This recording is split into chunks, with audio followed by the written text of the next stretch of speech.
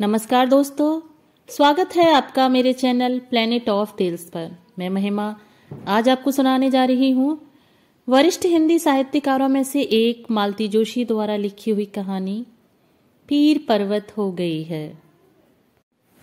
रजत सुबह सवेरे ही उठ बैठा था और मम्मी को झंझोड़ रहा था। मम्मी उठो ना प्लीज, 6 बज रहे हैं। क्यों? सुबह सुबह उसे तंग कर रहा है। नानी ने झिड़की दी, थोड़ा सा और सो लेने दे।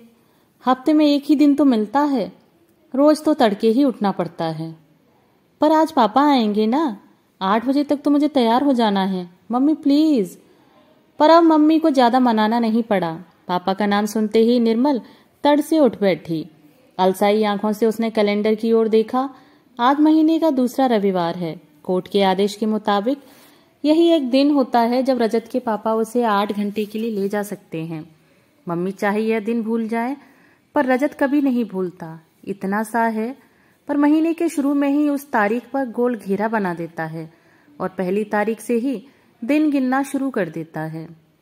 इतवार की सुबह सारा घर मस्ती में सो रहा था, पर ये माँ बेटे दोनों बड़ी मुस्तैदी से तैयारी में जुट गए थे।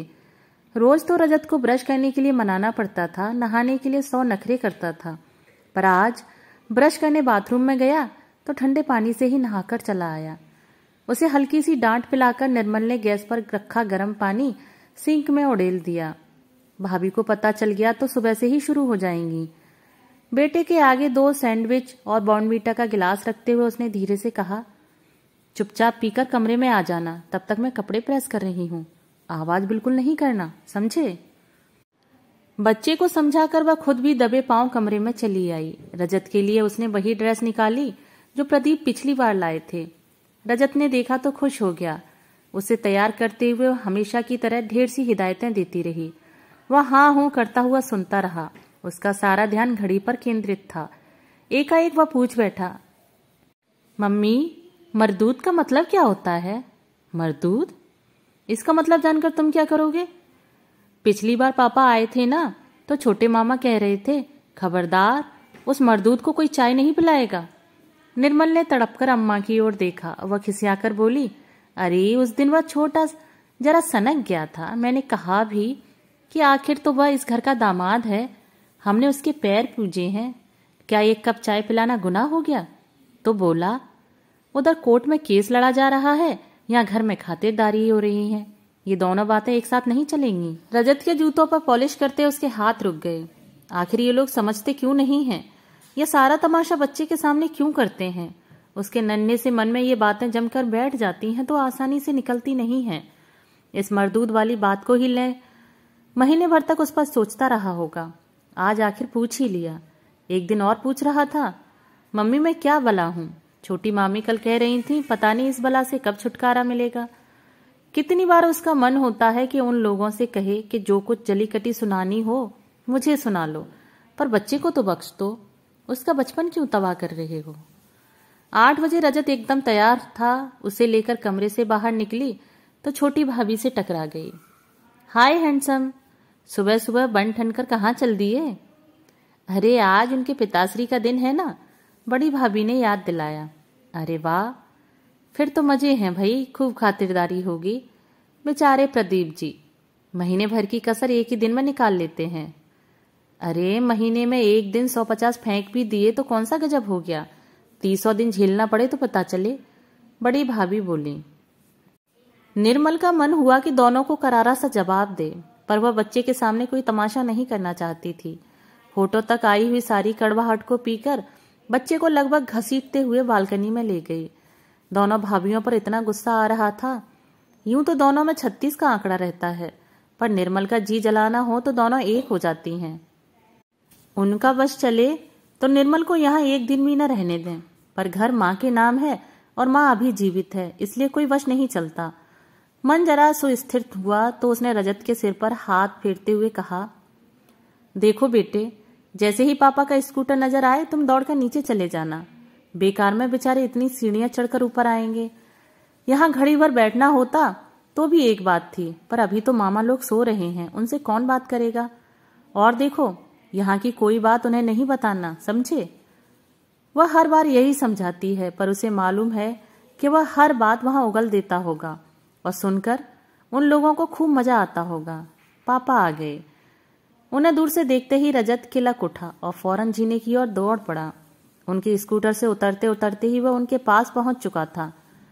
उन्होंने एक बार ऊपर देखा, पर इससे पहले वह मनी प्लांट की ओट में हो गई थी। एक क्षण प्रतीक्षा करने के बाद उन्होंने स्कूटर स्टार्ट किया और दूसरे ही पल बाप बेटे आंखों से ओझल हो गए। भीतर आते हुए लगा जैसे अपना सब कुछ बाहर बालकनी में ही छोड़ आई है। जब भी रजत पिता के साथ जाता है उसे लगता है जैसे वह रीत गई है, उसके पास अपना कुछ शेष नहीं रहा है। अरे ऐसे हमारे भाग्य कहाँ, अभी पूरे 5 बरस प्रतीक्षा करनी होगी। बड़ी भाभी बोली, जब 12 का हो जाएगा तो कोर्ट खुद उससे पूछेगा कि वह किसके पास रहना चाहेगा। आप देख लेना, वह बाप के पास ही जाना चाहेगा। देखा नहीं कितनी ललक से साथ बाट जोता रहता है। निर्मल को भी तो यही डर है, इसलिए जब जब वह अपने पापा के साथ जाता है उसका मन कड़वाहट से भर जाता है। स्थितियों के सामने वह अपने को एकदम असहाय पाती है। उसका मन सारी दुनिया से लड़ने पर आमादा हो जाता है। भीतर आई तो टेबल पर चाय लग चुकी थी। साहब बहादुर ऊपर नहीं आए? छोटे ने विद्रूप के साथ प्रश्न किया। नहीं आए, मैंने ही मना कर दिया। सोचा एक कप चाय क्यों फालतू खर्च की जाए, उतनी बचत ही सही। अरे वाह, तुम्हें इस घर के खर्च और बचत की चिंता कब से होने लगी? चिंता तो हमेशा से थी भैया, पर अभी मजबूर हूं। मेरा समय आने दो भाई, पाई पाई चुका दूंगी। और वह बिना चाय पिए कमरे से बाहर चली गई। क्या हुआ बेटे? अम्मा ने पूछा। कुछ नहीं, उसने सुबकते हुए कहा और बिस्तर पर पड़ गई। अम्मा धीरे धीरे बालों में हाथ फेरती रहीं। तभी छोटी भाभी 2 कप चाय लेकर कमरे में आई। मैंने तो कहा ही था कि भीतर अम्मा से लगी बैठी होंगी, खूब लगाई बुझाई चल रही होगी। उसने कुछ नहीं कहा बहू, बल्कि मैं तो कब से पूछ रही हूं कि क्या हुआ, अब जवाब ही नहीं दे रही, बस रोए जा रही है। आप ही बताइए, भरे पूरे घर में इस तरह रोने का मतलब क्या है? क्यों हमारा असगुन कर रही हैं? बाहर बड़े भैया छोटे को डांट रहे थे, बड़ी भाभी आग में घी दे रही थी। अब छोटी भी पहुंच जाएगी तो अच्छा खासा महाभारत शुरू हो जाएगा। सबकी छुट्टी बर्बाद हो जाएगी। दिन भर घर में एक तनाव रहेगा, सबके मुंह सूजे रहेंगे। शाम को रजत हुलसता हुआ घर में घुसेगा और माहौल देखकर एकदम बुझ जाएगा। उसके पास घर के बच्चों के लिए भी ढेरों उपहार और टॉफियां होंगी, पर उन्हें कोई छुएगा भी नहीं। वे सारी चीजें अपमानित सी हॉल में पड़ी रहेंगी। हारे थके मन से सुबह रजत उन्हें बटोर लेगा और दोस्तों में बांट देगा। अपने पिता का यह अपमान वह बर्दाश्त नहीं कर पाता और उसके आंसू निकल आते हैं। इतनी सी उम्र में बेचारे को पता नहीं क्या क्या झेलना पड़ रहा है। बेटे, अम्मा ने कहा, अब अपना समय खराब चल रहा हो तो थोड़ा संयम से काम लेना चाहिए। वह एकदम भड़क गई। मैंने कुछ नहीं किया है अम्मा, वह तुम्हारा लाडला ही सनक रहा था। मुझे तो यकीन नहीं होता कि यह वही भाई है जो मेरे लिए मरने मारने पर आमादा हो जाता था। यही भाभियां कभी मुझे पान फूल की तरह सहेजती थीं, आज उन्हीं की आंखों में कांटे की तरह चुभ रही हूं। देख निर्मल, मेरी बात का बुरा मत मानना, पर बहन बेटी 4 दिन के लिए घर आई अच्छी लगती हैं, हमेशा के लिए आए तो बोझ बन जाती हैं, यही ना? पर अम्मा, अपने लाडलों को समझा दो कि मैं हमेशा यहाँ रहने वाली नहीं हूं। बस मुझे जरा ढंग की नौकरी मिल जाने दो, मैं उसी दिन घर छोड़ दूंगी। मेरी भी यही इच्छा है बेटी कि मेरे रहते तेरा कोई ठिकाना हो जाए, या तू राजी खुशी अपने घर लौट जाए। अम्मा प्लीज, निर्मल ने कातर स्वर में कहा तो अम्मा चुप हो गईं। उन्हें मालूम है कि बेटी के वापस घर जाने का अब कोई सवाल ही पैदा नहीं होता। वह अध्याय एक तरह से बंद हो चुका है। यह बात नहीं है कि वहां उसे कोई तकलीफ थी, न कोई मारपीट, न गाली गलौज, न शादी से पहले उन लोगों ने पैसे की मांग की, न बाद में, न उनका दामाद शराबी था, न जुआरी। वहां तो किस्सा ही कुछ और था। निर्मल का पति अपनी विधवा भौजाई के प्रेम में पागल था।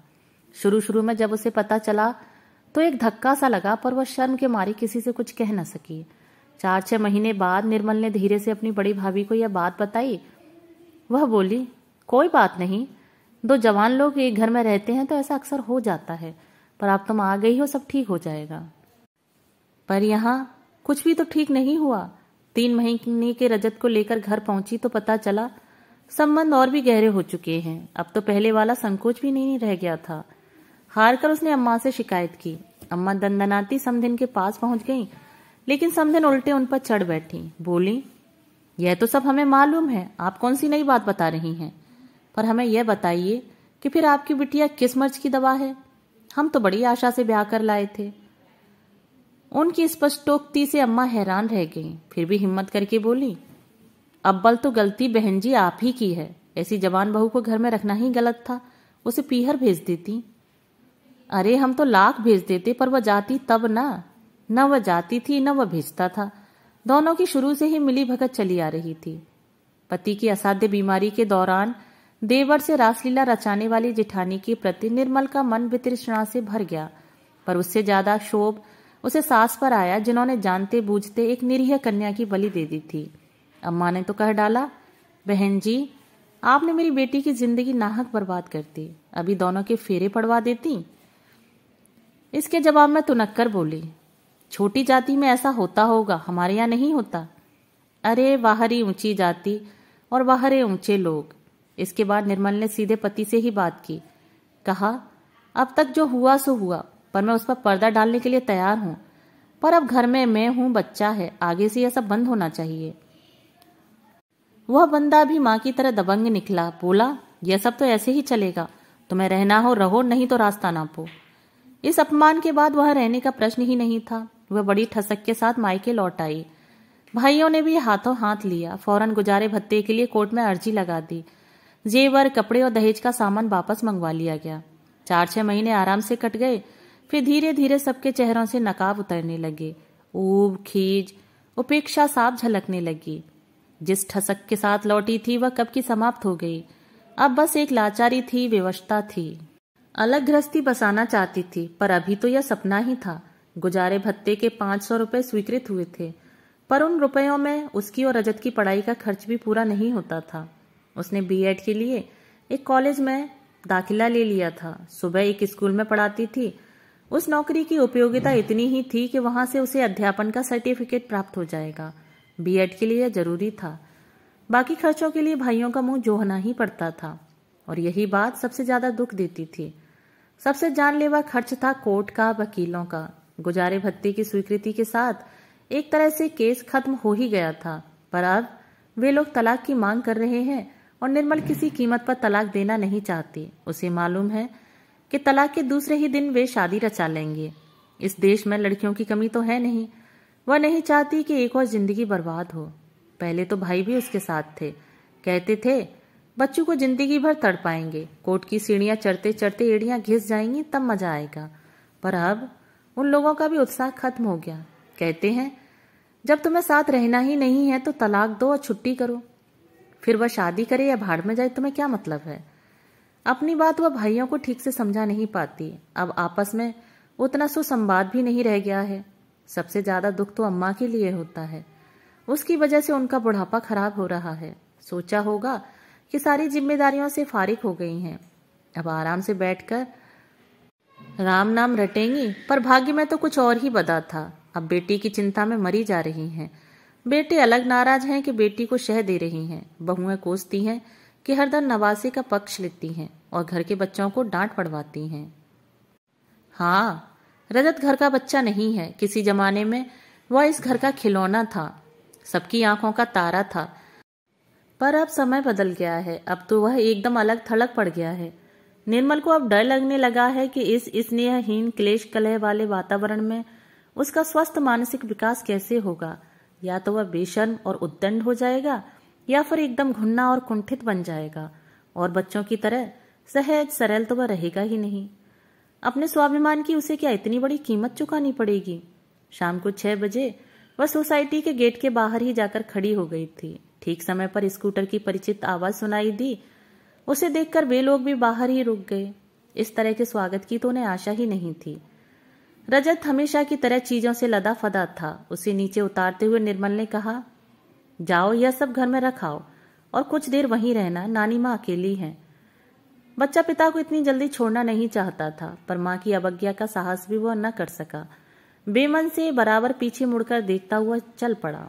जब गेट के भीतर दाखिल हुआ तो निर्मल ने कहा, कुछ बात करनी थी, कहीं चलकर बैठे।